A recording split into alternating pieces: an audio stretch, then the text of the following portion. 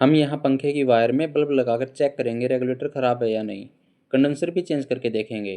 Hello दोस्तों, क्या आपका भी पंखा स्विच ऑन करते ही बस गुनगुन की आवाज़ करता है पर चलता नहीं है?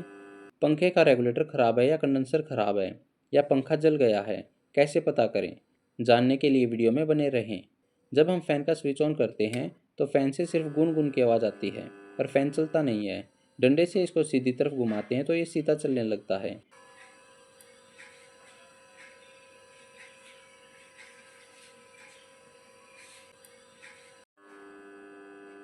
और उल्टी तरफ घुमाते हैं तो उल्टा चलने लगता है।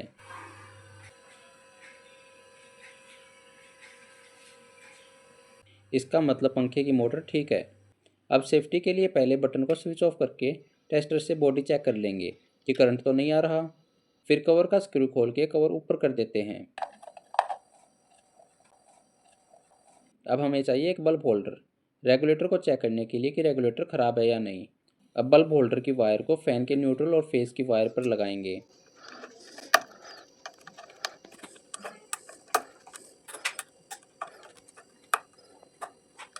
अब फ़ैन का स्विच ऑन करेंगे और रेगुलेटर को 1 नंबर से 5 नंबर तक घुमाकर बल्ब को देखेंगे कि बल्ब डिम से फुल तेज़ हो रहा है या नहीं।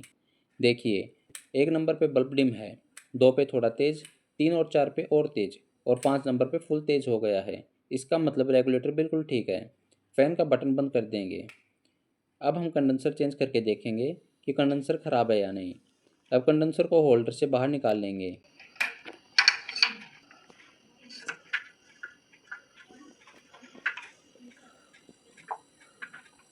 टेस्टर से स्क्रू लूज करके एक कनेक्शन को बाहर निकाल लेंगे।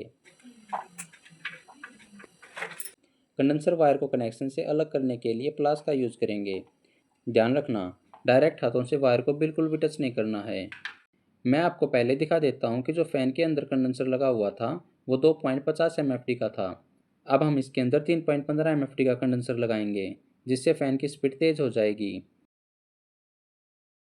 आपका जलना हो कि कौन सी वायर कहाँ लगेगी, इसके लिए हम पुराने कैपेसिटर की वायर को निकालेंगे, उसकी जगह नई कैपेसिटर की वायर को लगा देंगे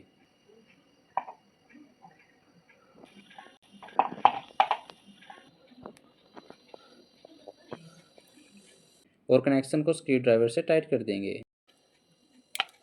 अब दूसरे कनेक्शन को खोलेंगे, पुराने कैपेसिटर की वायर को निकालकर नए कैपेसिटर की वायर को लगाएंगे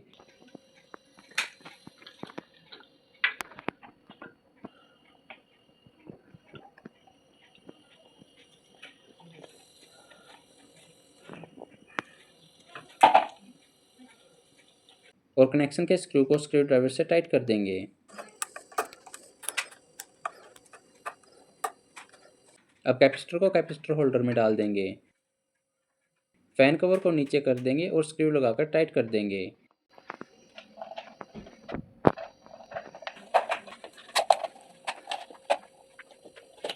अब हम फ़ैन का स्विच ऑन करते हैं।